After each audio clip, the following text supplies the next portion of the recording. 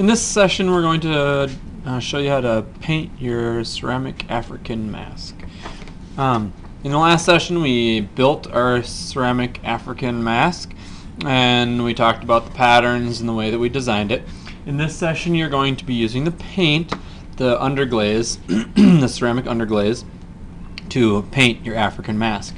The ceramic underglaze comes in these little containers. They should say the name on the top, turquoise, and it should be repeated here on the side, and make sure that when you put them back together the top and the side match. These are twist off tops. Okay, you can see me twisting it. Okay, they don't come off like like the ones last year. They are twist off tops, so twist it off, and when you're done make sure you twist the top back on all the way. Twisting it on all the way looks like this. It's nice and even and level all the way around. Twisting it on only halfway looks like this, and you can see, I don't want to turn it too much because it'll dribble out. You can see it's kind of on a diagonal here, and then everything will dribble out the other side.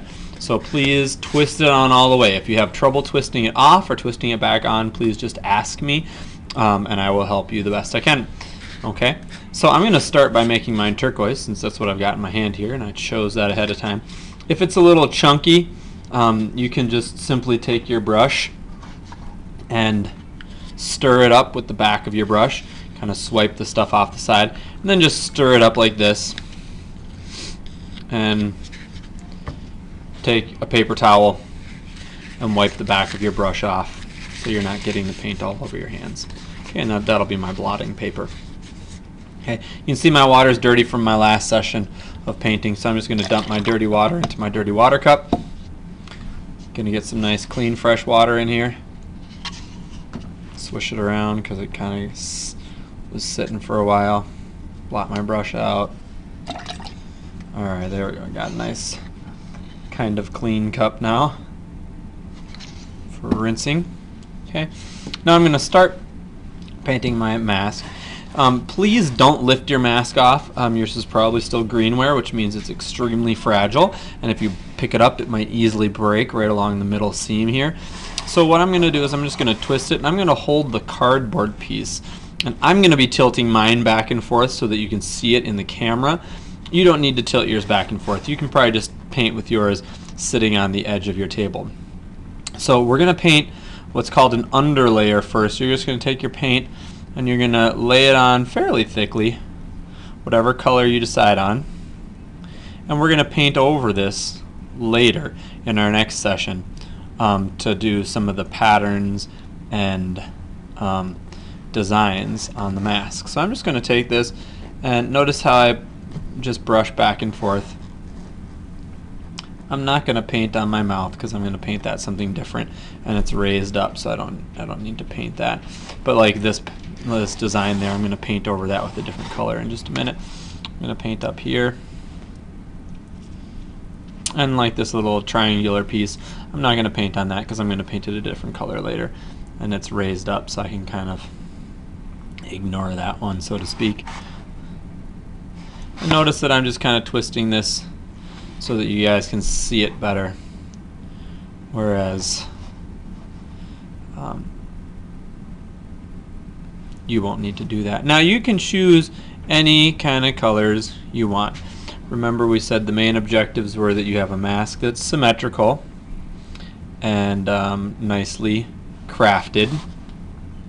The other objective was that you had nice patterns, okay, on your mask, that you had them all nicely done and well crafted patterns like the holes and the lines and stuff. Okay, and now I'm going to turn this around and kind of do it backwards, upside down deal here. But as far as your color choice, I'm going to leave that up to you as an artistic decision. However, you should still have a symmetrical design on your mask, and you should use your paint to enhance that symmetrical design. You should use your paint to make your artwork look better rather than sloppier. Okay, don't do a sloppy job painting, because then the first thing the person who sees your artwork will think is, wow, that's a really sloppy painting job. They won't think about all the hard work you put in making the clay part the best you possibly could, and as unique and wonderful as you did. They're just going to think, wow, that's a sloppy painting job. So please do the neatest, nicest job you can painting. Okay, looks like maybe I'm doing a sloppy job, but I'm just laying on the undercoat now. I'm going to go back over with different colors later.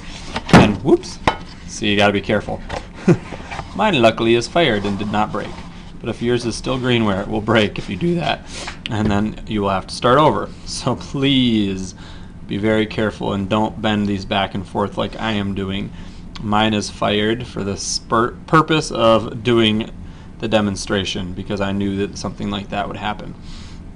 Please don't be sloppy, and please get these back edges. In order for you guys to get these back edges, you might kind of have to lean down on the table and, like, you know, kind of lean your head over and look underneath. Okay, I'm just picking mine up because mine is fired and I'm doing the demonstration. But please, please be careful. If these break, I cannot fix them. I cannot put them back together. Okay, and you've done such a nice job, you don't want to have to start all the way over.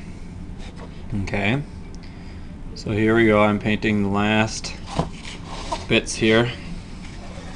Sorry if I'm turning this around a lot and making you dizzy, but I'm trying to get all of it painted in. It's hard trying to do this with the video so that it's nicely and neatly done at the same time as easy to see. So there's my main color that I have chose, turquoise, and now I'm going to go back with some other colors to make the designs and patterns.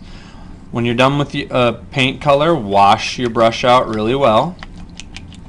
Blot it on your paper towel. If you've got extra paint like back here on the ferrule of the brush, make sure you get that off so you don't mix the colors up. We don't want to mix the colors and ruin the colors for somebody else.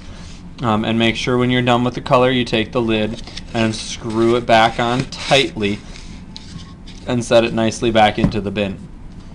Okay, so I'm going to end this session right now, and we will start the next part where we're doing the designs in just a moment.